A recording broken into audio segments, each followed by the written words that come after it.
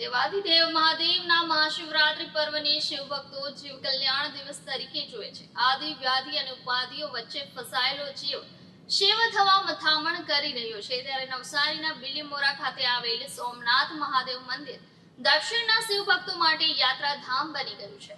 શિવરાત્રીના દિવસે ભક્તો ભગવાન શંકરની આરાધના કરે છે, ત્યારે નવસારી જિલ્લાના ગણદેવી તાલુકાના બિલીમોરા શહેરમાં આવેલું સોમનાથ મહાદેવ મંદિર દક્ષિણ ગુજરાતના લોકો માટે આસ્થાનું કેન્દ્ર બની ગયું છે।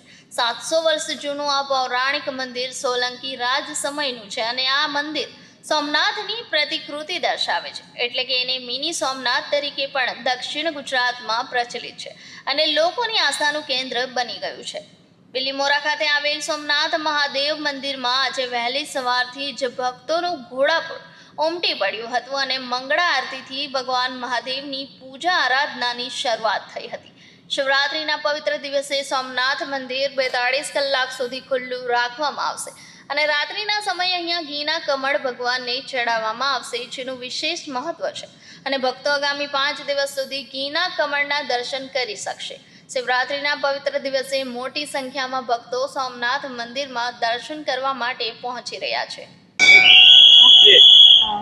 હર હર મહાદેવ, જય સોમનાથ, સૌને જય સોમનાથ। મારું નામ કૃતિ હળપતિ છે। હું અહીંયા રોજ મંદિરે આવું છું।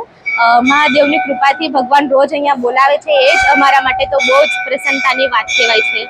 મહાદેવની કૃપાથી હું અહીંયાની છું જ નહીં, હું સ્ટડી માટે બહાર જાઉં છું અને જ્યારે મારી રજા હોય છે ત્યારે જ હું અહીંયા આવતી હોઉં છું, પણ 2-3 દિવસની રજામાં પણ હું આવું તો મને એટલી શાંતિ લાગે છે કે હા, મહાદેવ અમને બોલાવે છે, અમારા પર એમને કંઈ કૃપા હશે તો જ અમે રોજ મંદિરે આવી શકીએ છીએ।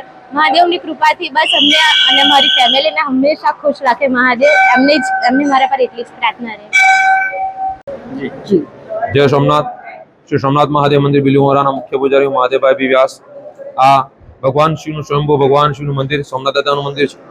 આ મંદિરની ઉત્પત્તિ ભગવાન શિવલિંગ તરીકે ક્યારે થઈ ખબર નથી, કે ભગવાન સોમનાથ દાદા સ્વયંભૂ છે અને આ ક્ષેત્રમાં સોલંકી યુગ કાળમાં ભગવાન શિવનું લિંગ મળ્યું અને ત્યાર પછીની સેવાની શરૂઆત થઈ અને આટલું ભવ્ય મંદિર આજના સમયમાં તમે જોઈ રહ્યા છો।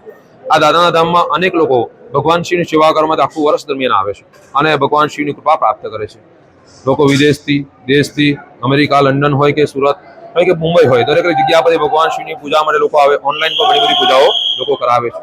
આ ધામમાં ભગવાન શિવની કૃપા પ્રાપ્ત કરવા માટે લાખોની સંખ્યામાં માણસો આવતા રહે છે। પણ આજનું મુખ્ય પર્વ છે ભગવાન શિવનું, એટલે કે મહાશિવરાત્રીનું પર્વ। આજે ભગવાન શિવ લિંગ સ્વરૂપે પહેલી વખત ઉત્પન્ન થયા, પછી ભગવાન વિષ્ણુ પરમાત્માએ એમની સરસ મજાની પૂજા કરી અને પૂજન કાર્ય દરમિયાન એ જે આખા પૂજામાં રાત્રિના સમયમાં ભગવાન શિવ જ્યારે ભગવાન વિષ્ણુ પરમાત્મા શિવની પૂજા કરે છે ત્યારે એમને એક કમળ, 1000 કમળમાંથી એક કમળ ઘટ્યું અને એમણે પોતાની આંખ કાઢીને ભગવાન શિવને અર્પણ કરી દીધી અને તે જોઈને ભગવાન શિવ પ્રસન્ન થયા અને તેમણે ભગવાન શિવને પ્રસન્ન થઈને સુદર્શન ચક્રની ભેટ આપી અને ત્યાર પછી એમણે ભગવાન વિષ્ણુ પરમાત્માની આંખ ઉપર ઘીનું લેપન કર્યું, જેનાથી એમની આંખ પાછી સારી થઈ ગઈ।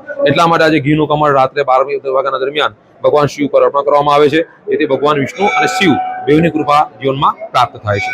તો આજના દિવસમાં મહાશિવરાત્રીનું પર્વ છે, તો ભગવાન શિવ પર ઘીનો અભિષેક કરવો એ સર્વશ્રેષ્ઠ ગણાય। એનાથી આયુષ્ય અને આરોગ્યની વૃદ્ધિ થાય, શરીરમાં ઘણી બધી ખોટકા પણ દૂર થાય, એવું ભગવાન શિવનું પર્વ છે।